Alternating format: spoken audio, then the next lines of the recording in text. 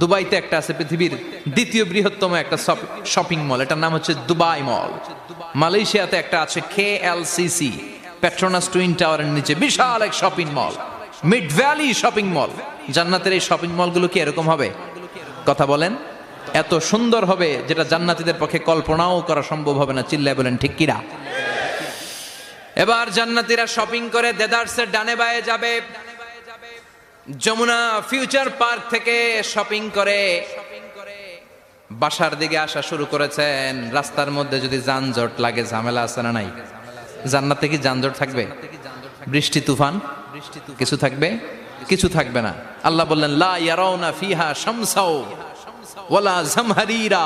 জান্নাতের ওয়েদার, জান্নাতের আবহাওয়াটা এত চমৎকার মোলায়েম হবে, জান্নাতে সূর্যের প্রখণ্ড তাপও থাকবে না, আবার শীতের কনকনো ভাবও থাকবে না।